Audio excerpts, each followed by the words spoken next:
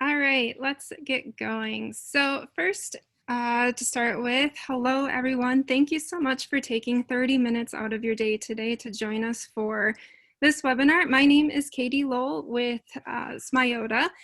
And a little bit of housekeeping, got my notes here. So first, everyone is on mute, probably standard practice nowadays with webinars, but we do have time allocated at the end of the presentation for some Q&A, so please feel free during the duration of this presentation to use the chat function or the Q&A function to ask any questions, any comments at all. We welcome any and all participation and actually look forward to it. With me, so here's what to expect. So the first portion of the next 30 minutes, I'll be talking with you about more about smart lockers within supply chain. And then we have my co-speakers. We have Wahid Rashid, who heads up sales and marketing with Smyota. And then we also have Larry Dorff, who is our account executive at Smyota, and they will be participating with me in an interview Q&A style to talk more about the use cases, two in particular, with smart lockers in supply chain. So without further ado, let's dig into this. So again, welcome to our presentation, our webinar, Streamline Your Supply Chain with Smart Lockers. So with this pandemic, I think we are all navigating and looking at ways that we can reconsider how we do business differently. And that means from creating efficiencies to streamlining processes, and then also limiting the amount of unnecessary contact that we have with one another.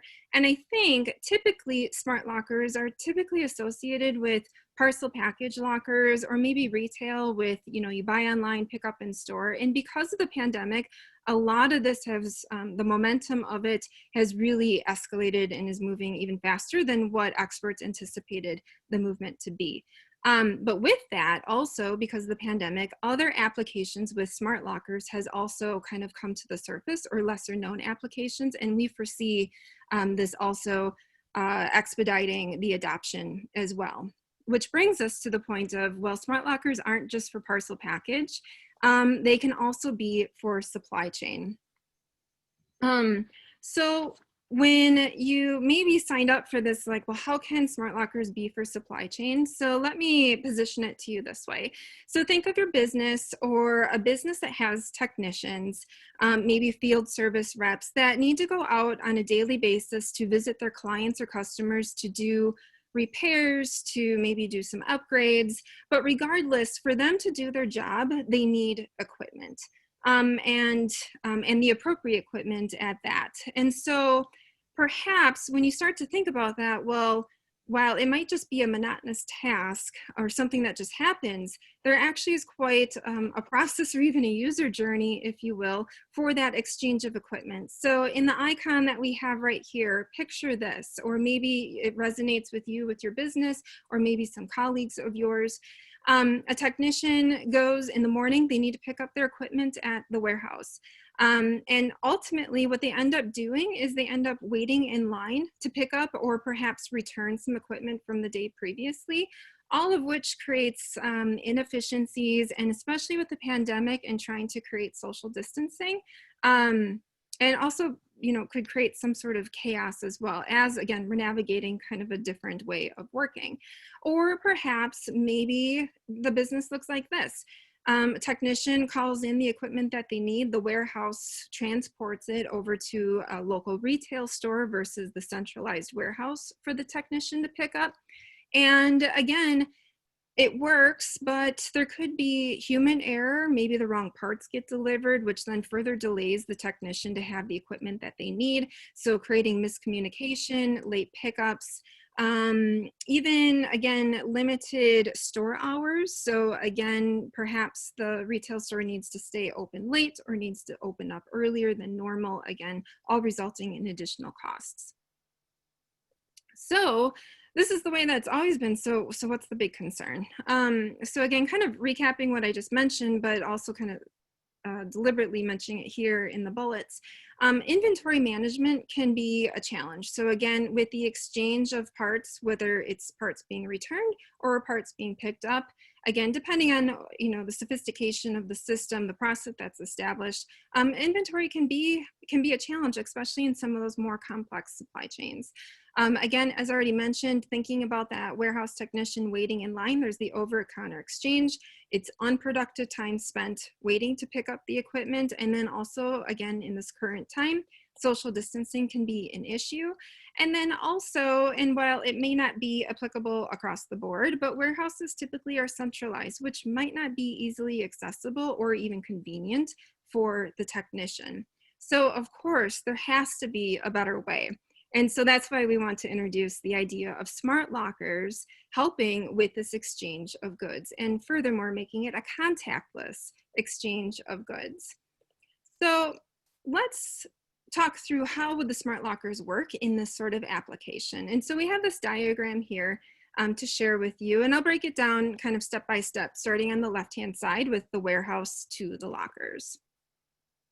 So what happens is, again, the equipment that is needed for the day for the technicians, the equipment can be deposited into the smart lockers. And one thing I want to note is that the smart lockers can be incredibly flexible and custom to the customer. Meaning, if you don't have retail locations, the lockers can be located at the warehouse.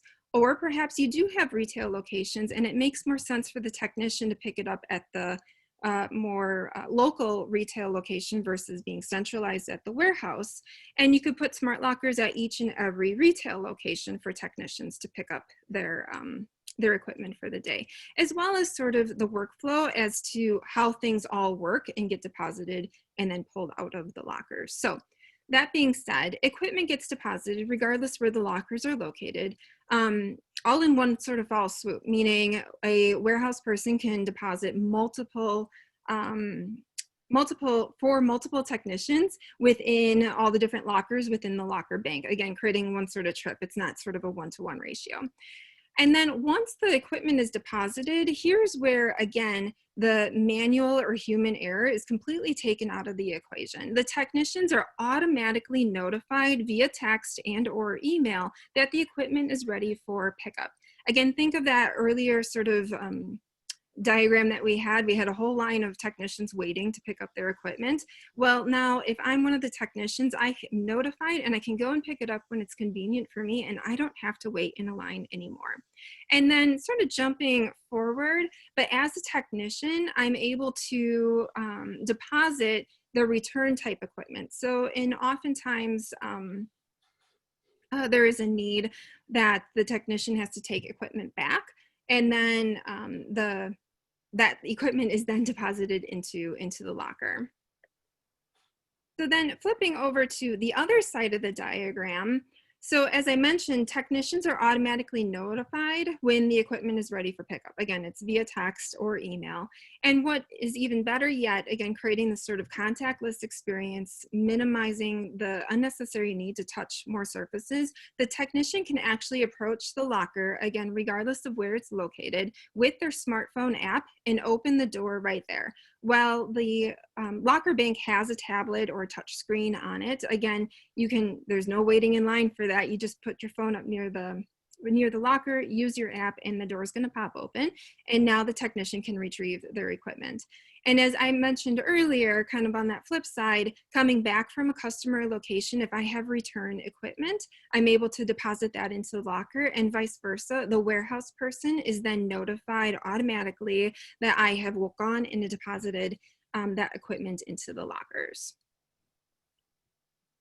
So really the bottom line here is, as you kind of think through that from waiting in line, the social distancing aspect, all these sort of softer benefits, there also is the hard benefit of there's a really easy ROI on this type of investment a company could make.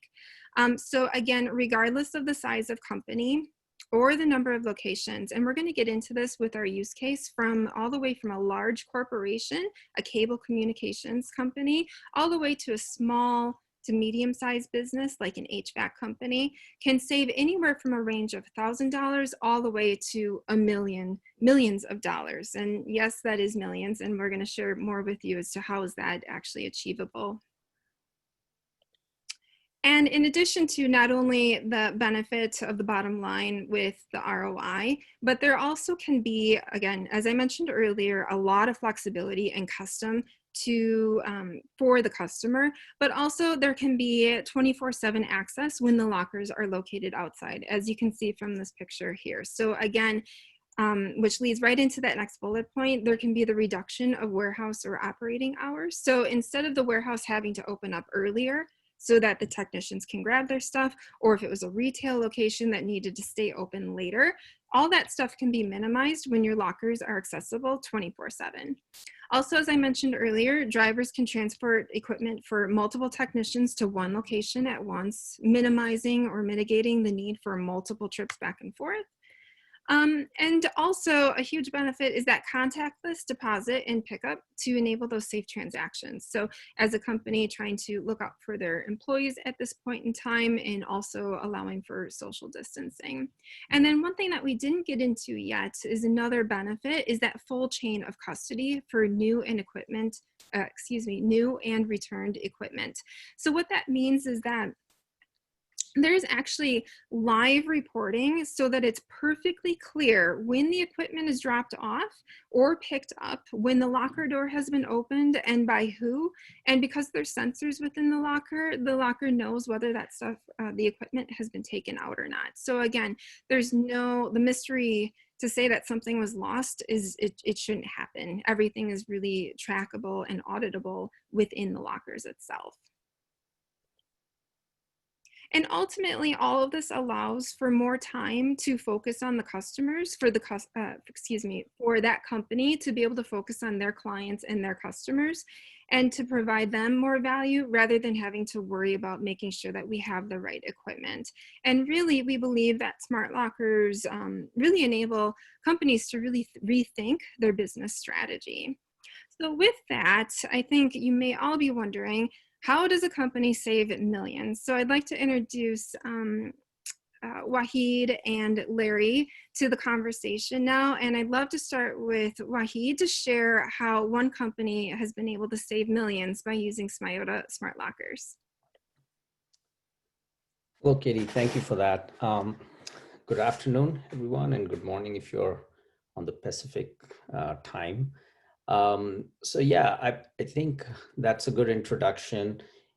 Where we saw this use case come up was actually this company was using our package lockers, and then they saw how efficient the picking up of e-commerce packages was at their workspace, and then they were also looking at optimizing supply chain and figuring out how to solve this large supply chain problem that they were having in managing multiple warehouses across the country and the exchange, and all of the above that Katie mentioned were their issues, right? And so they had a lot of time wasted in a way of technicians coming in and trying to pick up their equipment, and they had to manage how many returns were brought in and how to notify them if their equipment has been prepped up, ready, and ready for pickup. So all of this coordination took an immense amount of time.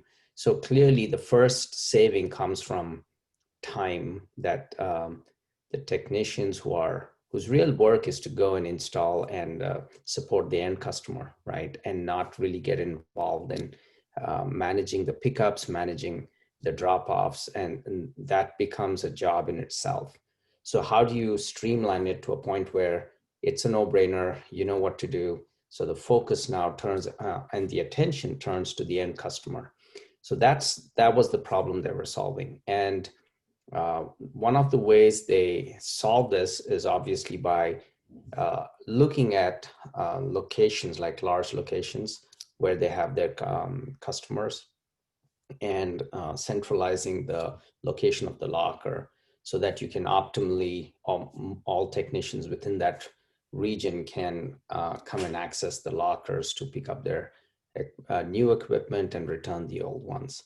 So by studying the layout of all the different warehouses and then bringing them all to a consolidated front end from where they are picking up all this equipment, they ended up saving thousands and thousands of hours, and in the process also consolidating warehouse, because to manage a warehouse where you're dealing with a lot of equipment is very expensive. So those are the two areas where they made a lot of savings by investing in smart lockers. Perfect. Now, Larry, can you tell us, how does that ROI scale down to more of a small to medium-sized company?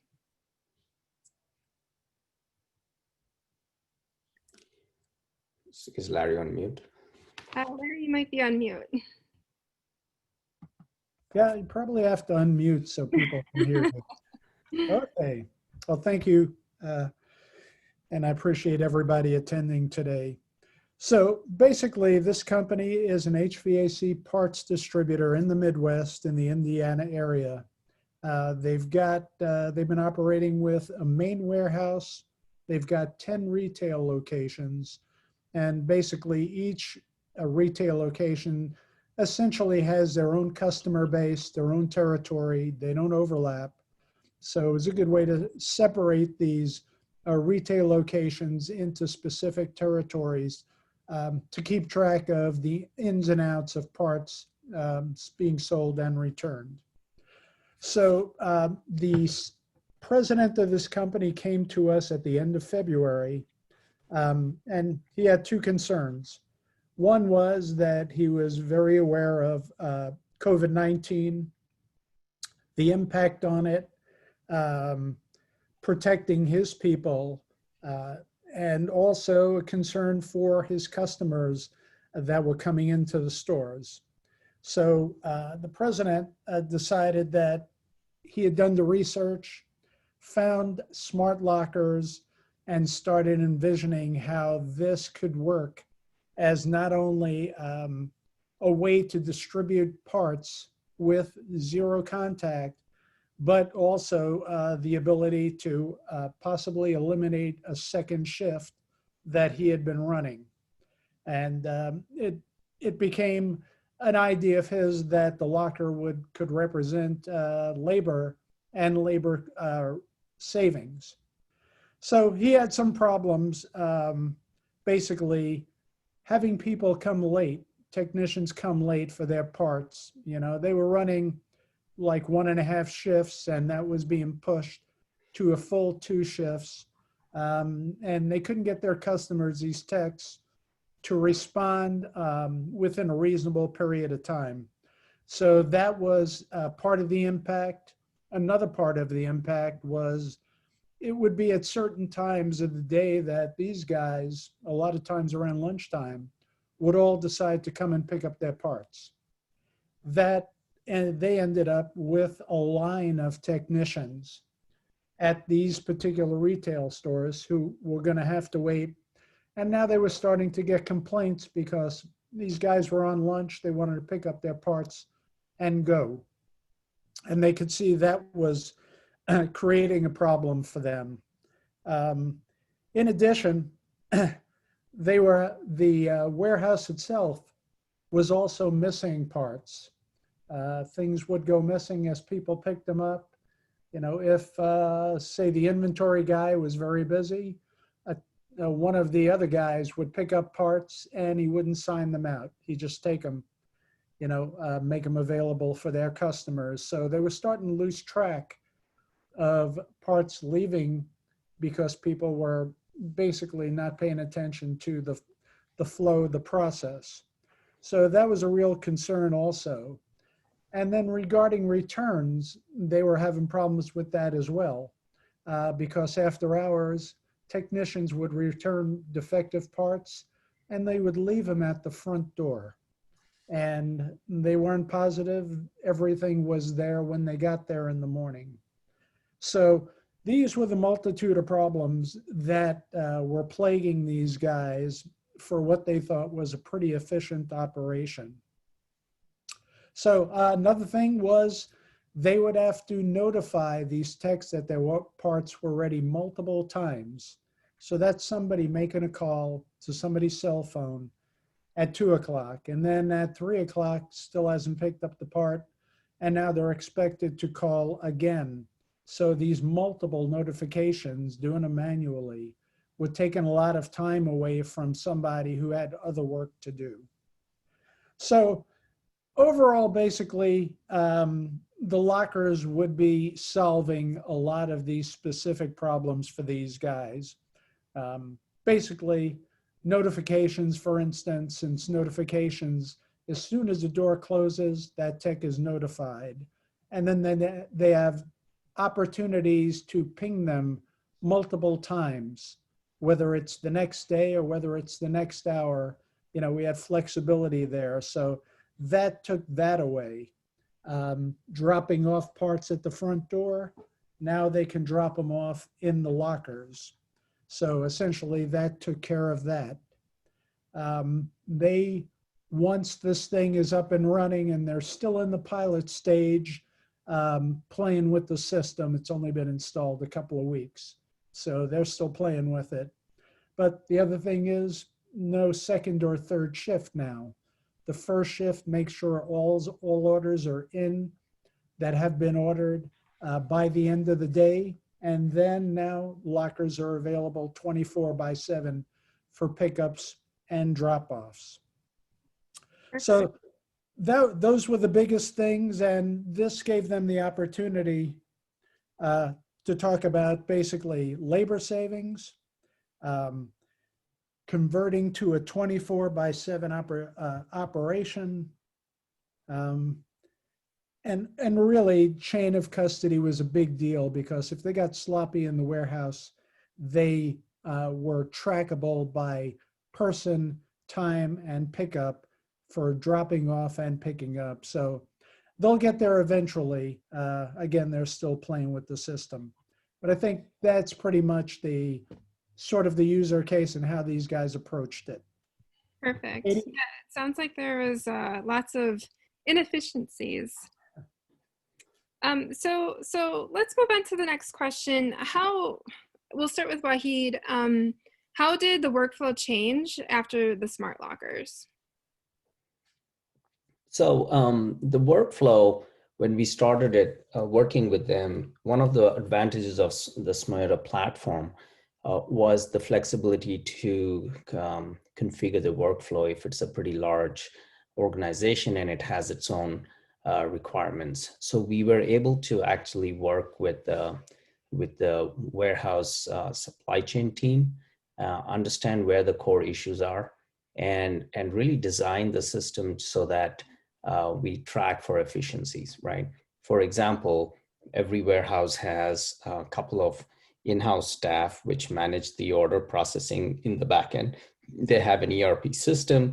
They know how many new orders are coming in, how many upgrades are required in people's homes for equipment like cable boxes and cable modems. So, you know, these are equipments that get old over time, and some people would want from regular setup to HD set-top boxes. So these are, and if you're looking at millions of subscribers, these things can scale very rapidly. So it's a very complex backend to maintain who is what, who wants an upgrade, how do we schedule the services to go and upgrade these equipments, right? So understanding, the most important thing was to understand what is the pattern of technicians. For example, do they all come in the morning before they go into their shifts to start installing this equipment? So there's this rush hour in the morning, right? You'll see that a lot of technicians will come at the same time because once they're in the field, they don't want to keep coming back to the warehouse. So the most important thing for us was to, and then you layer the COVID on top of it. Now you have to implement social distancing. So you can't have all hundreds of technicians just come in and crowd the warehouse.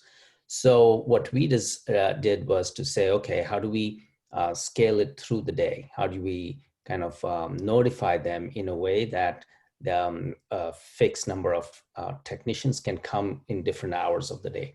That allowed them to pick up their equipment. For example, if you have a morning installation, then you can always pick it up in the evening, right? Before, this was not very easy because of you had to shut down the warehouse, so everyone had to come at a narrow window of opportunity to come in and utilize this, the warehouse and the staff working there. So the most important thing is that flexibility. So you can now ensure that the technicians are coming at a steady pace throughout the day. So now you can message them, you can schedule it through the smart lockers, right? And then you say, hey, these are your time slots, you can come and pick it up. And the pickup process itself is automated. So they don't have to go and, call and wait for someone at the front desk to come and hand the equipment to them. They can just go and pick it up from the lockers, right? So that was a big shift. The big shift is not coordinating the two, but making them completely asynchronous. So the drivers can deliver to the lockers at their times requirements, and the technicians can pick up at their own time. And breaking that dependency is the biggest change in the workflow.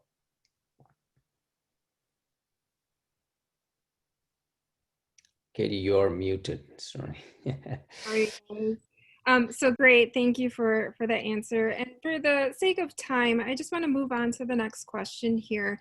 I mean, we've already talked about a lot of the benefits, but if you could maybe summarize, I don't know, the top 3 benefits that both of these companies are realizing, I think that would be a great point to bring up. So I think the most important is, one is they're realizing that the supply chain management can also be very flexible. So it's not one size fits all. You can come up with a process which works great for one location, for example, and then for other locations, depending on the volume and the traffic and everything else, you can always customize it. The second thing is, it has further enhanced the need because of COVID. So now you can use our, everyone's downloading the Smiota app to pick up from the locker. So you don't even have to go to the kiosk screen and touch anything. So it makes people more comfortable, right? So they're seeing that lockers are actually enhancing the compliance to COVID. And of course, the third one is, while they're implementing all of these benefits, they are saving on ROI, right? They're saving on cost. So it's not costing them more, it's costing them less to run their operations. So in all 3 cases, it's a win-win for both the technicians and the supply chain back-end management. Perfect. And then we have one more question here on the slide. So again, for all of our attendees, please feel free to type in as we're wrapping up and coming up to the end of our half hour here. And so we'll have just a couple minutes for that. But this last question here is, with the experience of the company that you're speaking about, have there been any setbacks or hurdles that you guys have had to overcome that maybe weren't expected when you first implemented the smart lockers? Yeah, I mean, the big hurdle for us was trying to get the lockers quickly, because you have to, there's hardware involved, so there's equipment involved, so you need to now coordinate everything. So that was a big hurdle. And the second thing is, how do you scale training when you're looking at thousands of technicians and hundreds of drivers, right? So providing good video training material, providing good support, ensuring that the lockers are always functioning at 99.9% efficiency. These are the things. So, as we scale the installation, these things are getting simpler. And I think the future installations we're seeing will definitely benefit from all the experience we've had with them. Perfect. Okay, so we have a couple questions coming in here. So the first one, what other types of companies can benefit from these smart lockers similar to the ones that we're speaking of today? So it all depends on the type of equipment. Like Larry mentioned, there's HVAC parts.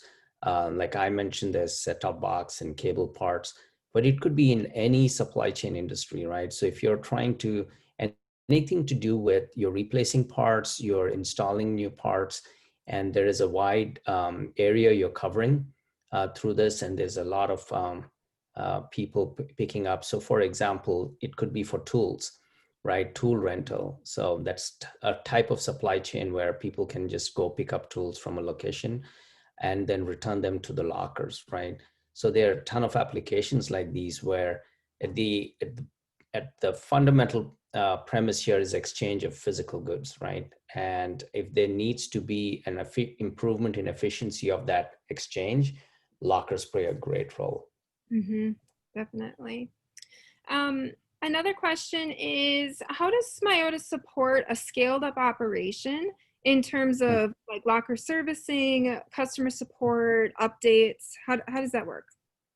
Great question. So we are primarily a software company, so we focus on automating the software, and we've built in a lot of technology to efficiently manage support through remote calls. But we've also partnered with some very large service operators in the country, especially two of them. One's called MSAR and others Rico, and they have thousands of technicians all across the country, which allow us to have service technicians there within 24 hours. So there are two types of support. One is people call in and say, hey, I have a question. I've forgotten my code. I'm having an issue accessing the locker. And those calls are immediately managed through US support. So we don't outsource our support. It's all local in the country. But then there's another where sometimes there's a technical issue or a mechanical issue with the door, and that we schedule within 24 hours. Somebody would be there to service that. But the way we have designed the system, it's typically one door gets stuck, we can decommission that door till it's fixed, but the rest of the system continues to work. So you will always get full operation the way the technology is designed. Perfect. Another question that came in, again, realizing we're a couple minutes behind, this is being recorded for anybody who has to leave. But what's the process if the tech does not return a tool that was assigned in their original pickup? So it all depends on the policy of the company, right? So for example, if you are expecting that the tool to be returned by a certain time and you don't see that tool, let's say the tool has a barcode that they scan, you're waiting for the scan, you can always reach out. So there are two things you can know from our backend interface that we provide to the admins, right? You would know if a tool has been placed there and for pickup and it wasn't pickup. We can automatically send reminders if in any granularity you want. So you could say every few hours, send them a reminder saying, hey, you haven't picked it up. And if the tool is not returned, we can set a reminder if you're expecting that tool within that time. And a reminder can be set saying, hey, your return's not done yet. Please come in and return the tool. So the backend provides the chain of custody, both for pickups and returns. So it's very easy for you to track. Perfect. Another question, can the lockers handle weighted equipment? Are there limits of size and weight? These are metal lockers, and we limit the weight based on the ability of someone to carry something heavy. So as you can see, the larger lockers are always in the bottom, just like in the background image that you see here. So obviously the heavier things can go into the bottom, but typically it depends on the kind of equipment. So if you have a specific need which says that, hey, the lockers should at a minimum carry a weight of say 60 or 100 pounds, we can reinforce the lockers to meet that requirement. Perfect. But today you could easily put a 50-pound item in a single locker and it should be okay. It looks like last question here. So agree that there's a lot of cost savings. What are the cost ranges to operate a locker? What do you charge? If we have $1,000 a month, what kind of ROI would we expect?